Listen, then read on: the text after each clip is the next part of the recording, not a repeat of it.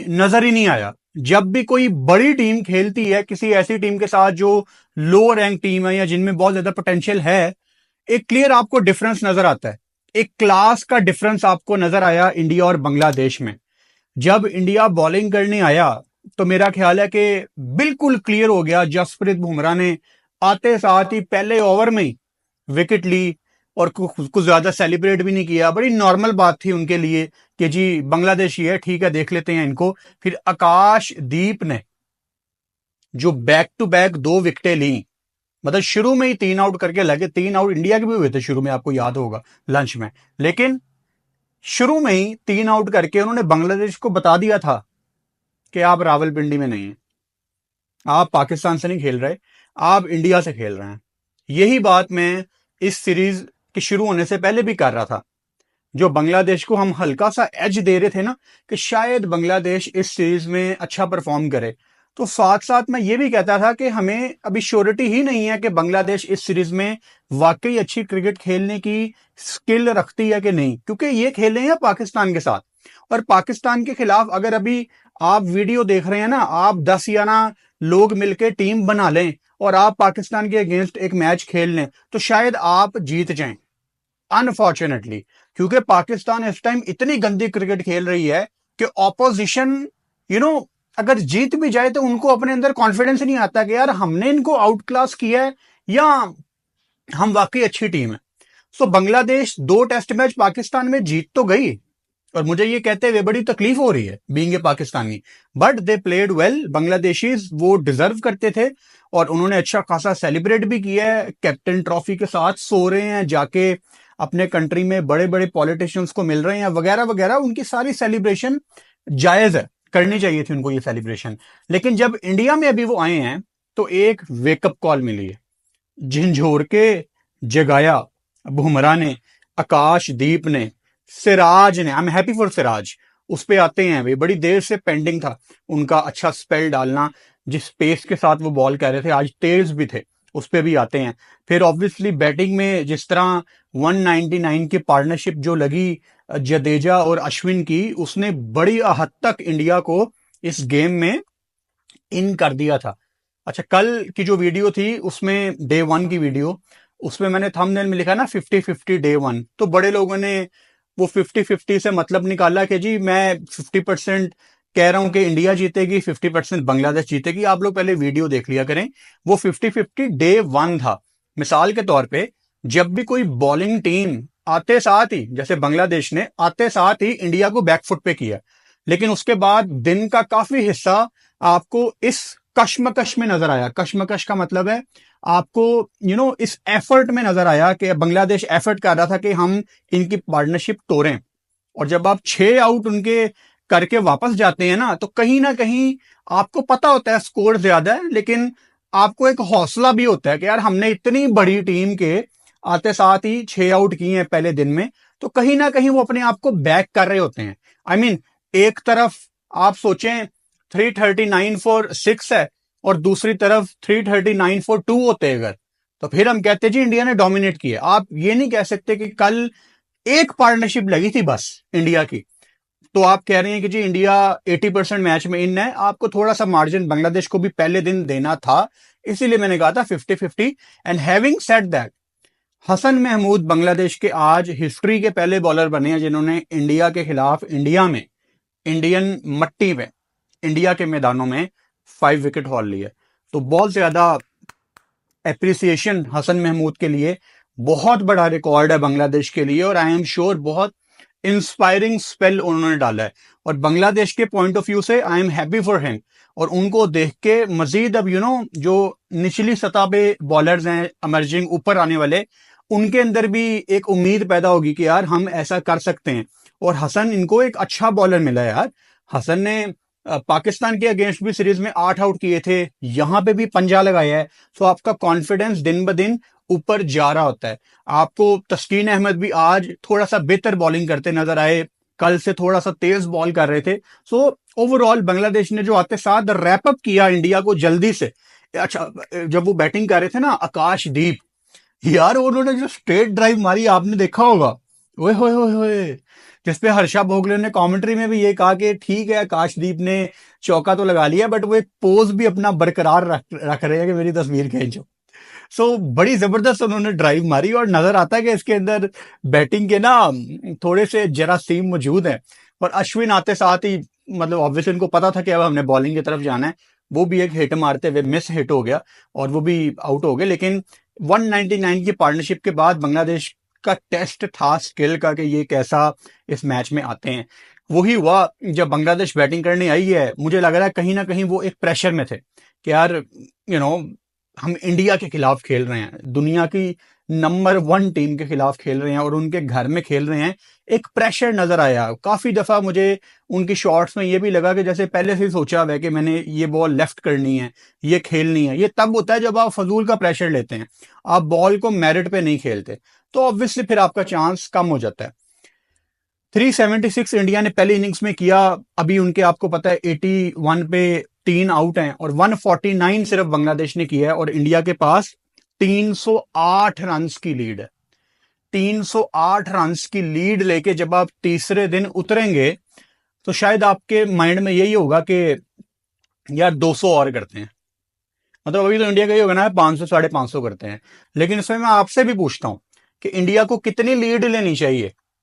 देखें, इसके तो चांसेस बहुत कम है कि बांग्लादेश दूसरी इनिंग्स में 500 करके जीत जाए। तकरीबन नामुमकिन है, नामुमकिन है। मतलब cricket is a funny game.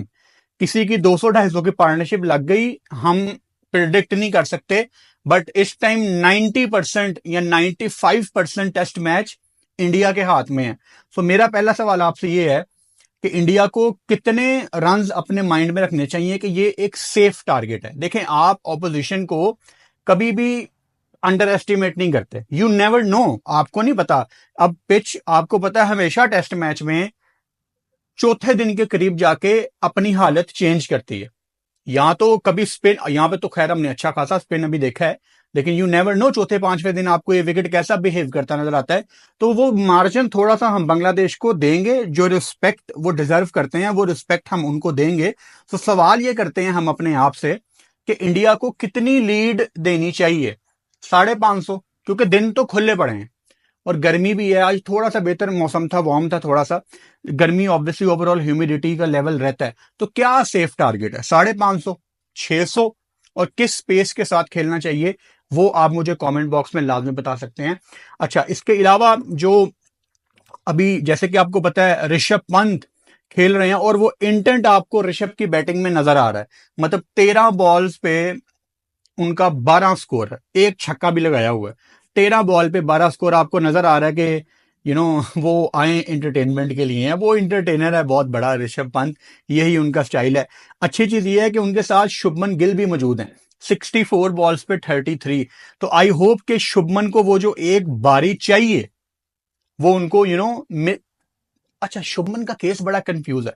अगर उनको एक बारी आज मिल भी जाती है तो उनको बेसिकली ना शुभमन गिल को कंसिस्टेंसी के साथ परफॉर्म करना पड़ना है, जो उन पे ड्यू भी है। आई मीन शुभमन का मुकाबला अब, चलो मैं किसी प्लेयर का नाम तो नहीं लेता, मैं कंपैरिजन नहीं कर रहा, बट शुभमन का आपको पता है ना आईपीएल की कप्तानी ऐसे नहीं मिलती।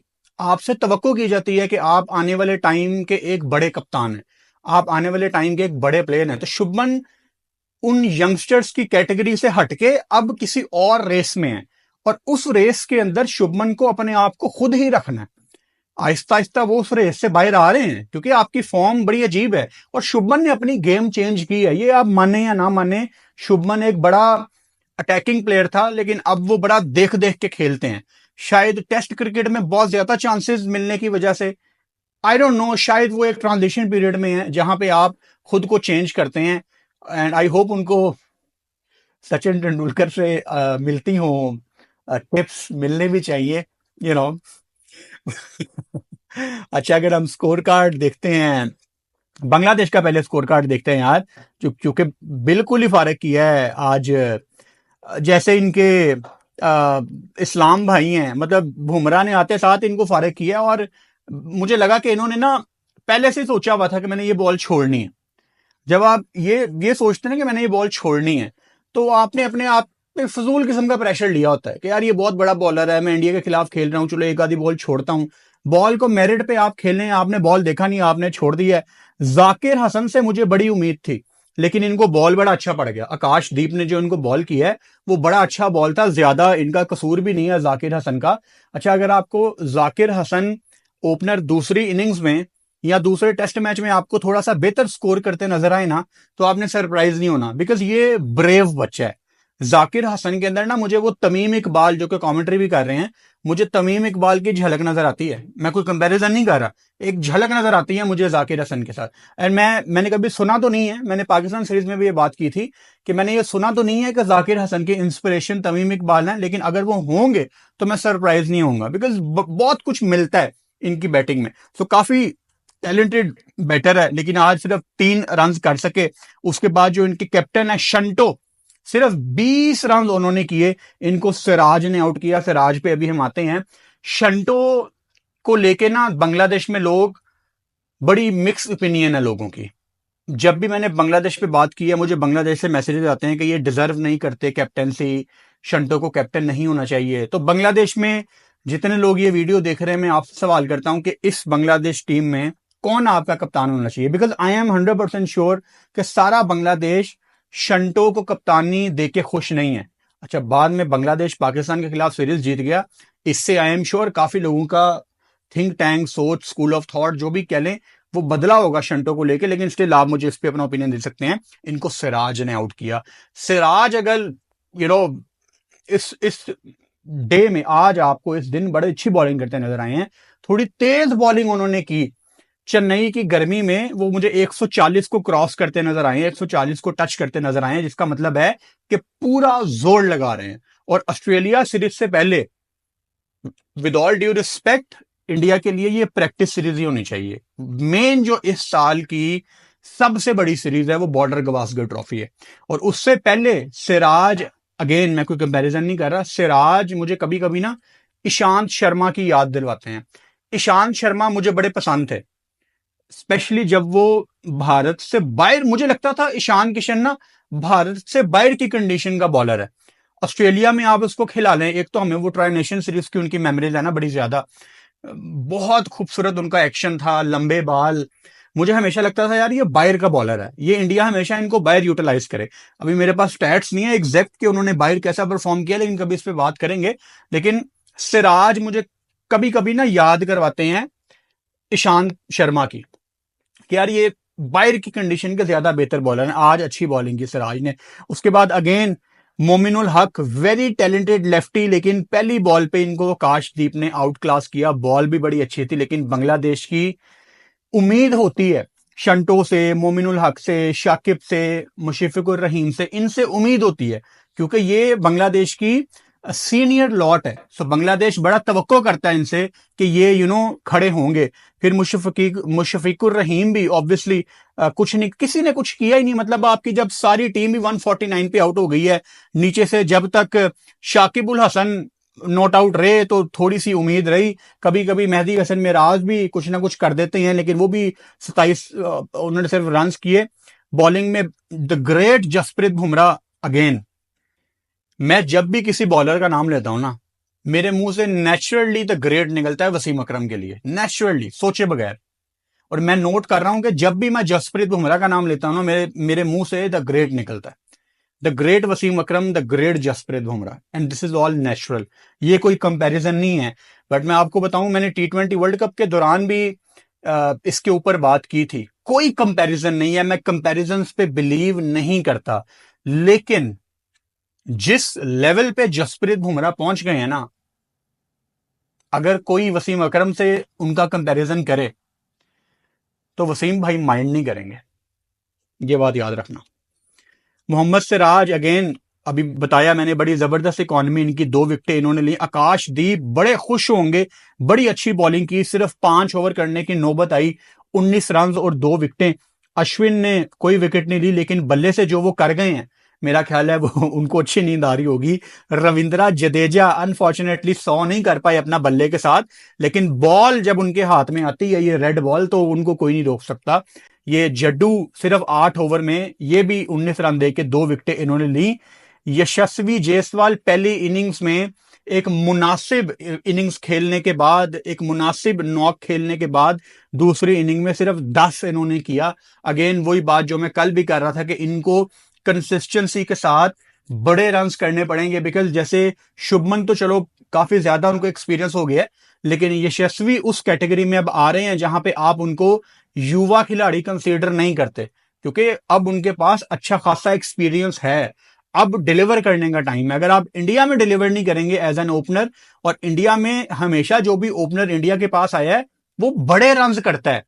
वसीम जाफर यार बड़े रन्स करते थे मिसाल के तौर पे, फौरन मेरे माइंड में वो आए। सहवाग ऑब्वियसली यार, मतलब one of the greatest openers in the history of not Indian cricket but world cricket. और सहवाग की वजह से तो मैंने भी क्रिकेट देखना शुरू किया, वो एक अलग स्टोरी है, काफी दफा बताई भी हुई है, कभी मौका मिला दोबारा बताऊंगा। सहवाग के साथ 2-3 दफा मुलाकात भी हुई है, उनको कन्वे भी किया था मैंने ये। सो रोहित शर्मा अगेन दूसरे इनिंग्स में कुछ भी नहीं कर पाए। शुभमन गिल नॉट आउट हैं 33 पे, और विराट कोहली अगेन अनफॉर्चुनेटली देखना चाहते हैं सब विराट कोहली को 100 करते हुए। एंड ऑब्वियसली यार, जब मैं हमेशा कहता हूं कि दुनिया में 3-4 प्लेयर्स हैं, बैटर्स की बात कर रहा हूं, जो बेस्ट बैटर्स हैं आपके, ठीक है फॉर्म चलती रहती है इन एंड आउट, लेकिन अब ये कोई कंपैरिजन नहीं है। विराट कोहली, जो root, Kane Williamson, Babar Azam, Labuschagne कभी इसमें आ सकते हैं कभी नहीं, स्टीव स्मिथ, ये वो 3-4 बैटर हैं जो इस जनरेशन के अच्छे बैटर्स हैं। मैं कोई रैंकिंग की बात नहीं कर रहा, ये अच्छे बैटर्स हैं। तो ये जब भी रन्स करते हैं क्रिकेट देखने वालों को खुशी होती है। सो कोहली का रन ना करना थोड़ा सा डिसअपॉइंट है obviously. Rishabh Pant again not out हैं शुभमन गिल के साथ, और कल आते साथ ही ये तेज भी खेलेंगे। और थोड़ा सा जब नए दिन में आप शुरुआत करते हैं ना, तो बॉलिंग टीम के पास ज्यादा चांस होता है। जैसे अश्विन और जडेजा आज कुछ नहीं कर पाए, क्योंकि ओवरनाइट जब आप अगले दिन आके खेलते हैं तो सेम आपकी लक भी नहीं रहती, और आपकी आई भी सेट हुई होती है पिछले दिन, अगले दिन आके आपको it's a new day after all, तो आपको कभी कभी नहीं टाइम मिलता कि आप सेटल हो पाए। तस्किन अहमद अगेन 1 विकेट इन्होंने ली, उसके बाद नहीद राना इस सीरीज में अभी तक वो नहीं कर पाए जो इन्होंने पाकिस्तान के अगेंस्ट किया था। अभी भी सीरीज में अर्ली डेज हैं, अभी इनको मौका मिलेगा इस सीरीज में। आई होप कि नहीद राना इस सीरीज में वो कर पाए, बिकॉज नहीद राना ने पाकिस्तान में जो किया था वो एक्स्ट्रा ऑर्डिनरी था। अब कोई आके डीग्रेड ना करे कि वो पाकिस्तान थी ये इंडिया है, ठीक है भाई, लेकिन एक बंदा जब 150 पे बॉल कर रहा था ना पाकिस्तान में, so being a cricket fan I want him to do well, कि यार ये अच्छा करे, बिकॉज 150 पे बॉल करने वाले दुनिया में 4-5 भी नहीं होंगे। तो अगर एक मिल गया बांग्लादेश को तो वी शुड अप्रिशिएट हिम यार, वो दुनिया की क्रिकेट के लिए अच्छी चीज है। मेहदी हसन मिराज, इनको कुछ करना चाहिए यार, ये ऐसी स्पिन विकेटों पे बहुत कुछ करने का स्किल इनके अंदर मौजूद है। अगर ये ऐसी विकेट पे कुछ नहीं करेंगे बॉल के साथ तो मुझे बड़ी हैरानगी होगी। सो 308 रन की लीड है इंडिया के पास। इस टेस्ट मैच में इंडिया को कितनी लीड देनी चाहिए, या कहां तक इंडिया को एक सेफ टारगेट दिमाग में रख के डिक्लेयर करना चाहिए, आप मुझे कमेंट बॉक्स में लाजमी बता सकते हैं। यूट्यूब पे मेरी वीडियोस देखने का बहुत शुक्रिया। आप मेरे चैनल को सब्सक्राइब कर सकते हैं, अपने दोस्तों के साथ वीडियो का लिंक भी शेयर कर सकते हैं।